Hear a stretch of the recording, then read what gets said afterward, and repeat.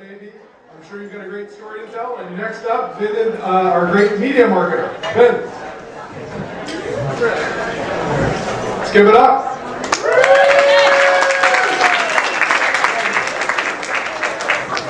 Unfortunately, I don't have any pictures of cute babies. But my name is Ben Framularo, and I am part of the MEA mobile team here in New Haven, Connecticut.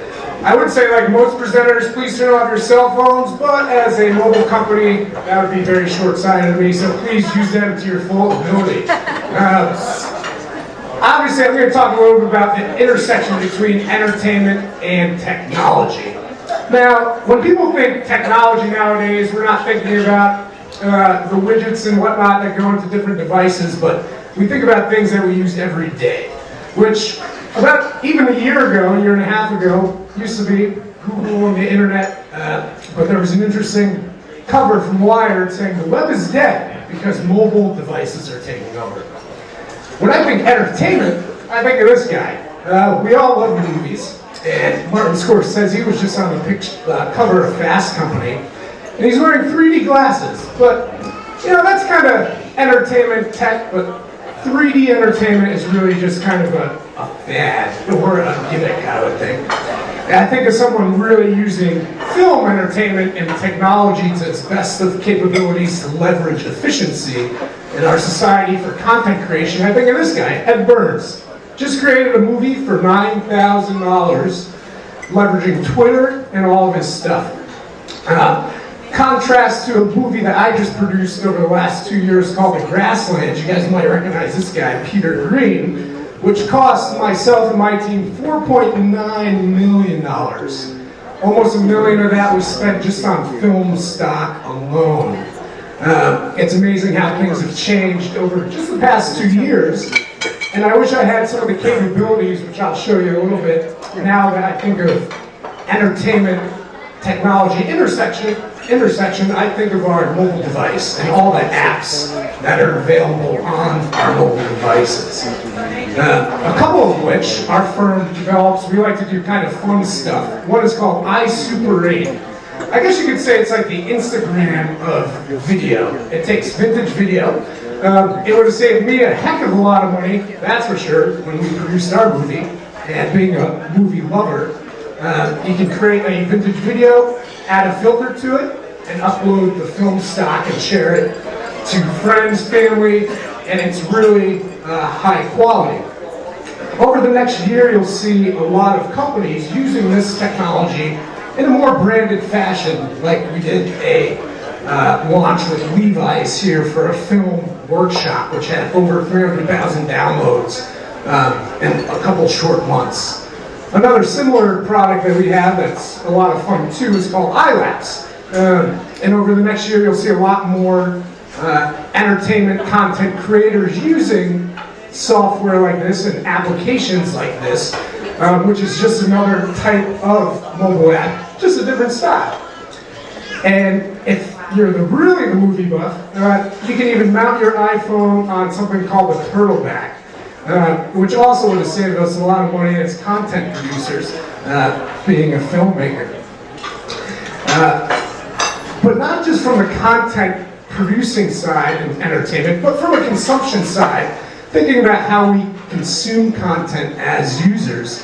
This is just a breakdown of how we consume film media.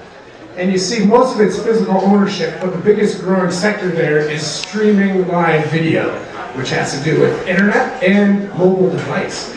If you take it even further, this is how we consume all of our media via technology in terms of mobile devices. The two biggest sectors are video games and movie and TV show purchases. And looking at this, the average consumer spends about $34 a month. In each of those sectors, I do via my mobile phone.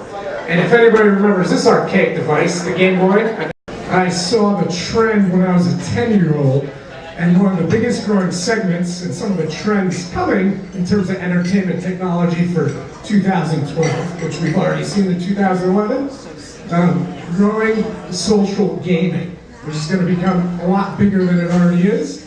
If you're not already familiar with Angry Birds, or you don't have a 9-year-old or younger playing it, you will have. and it's addictive as an adult too. Then you have a lot of social TV. Networks are always fighting for prime time spots, but live TV is one of the biggest sectors on the rise. Why? Because we're all tweeting and sharing and watching TV while we're also on our iPads or on our phones. Another big sector is the socialization of media, movie, and TV marketing. One of the biggest examples of that the past couple of months was the Muppets movie, if anyone has seen it. Also during the Super Bowl, if you watch the Super Bowl, you notice it was a lot shorter this year and a lot less advertisements because a lot more advertisers are going to the mobile devices. Then of course, the ever-changing music industry. What to say about that, aside from the fact that most of our music will be stored via cloud and shared via Facebook as we consume it. Next we have a big trend. You'll see a lot more branded media companies owning the value chain throughout the next 5 years. Disney owns the content value chain, Apple owns the technology value chain, and I think Virgin Media, they're already investing in rocket ships, music, movies, you name it. And then, if you haven't been living under a rock, everyone knows about Netflix. It's amazing how quick platforms and content distribution can change just by our preferences of consuming media via technology. And to close, I think any technology and media intersection we have is going to feature this guy. I call him the younger version of Larry King.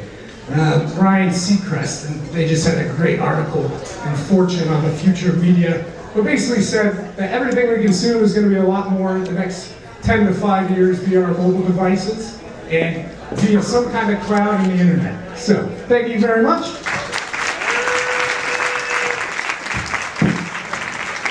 Thank you, Ben.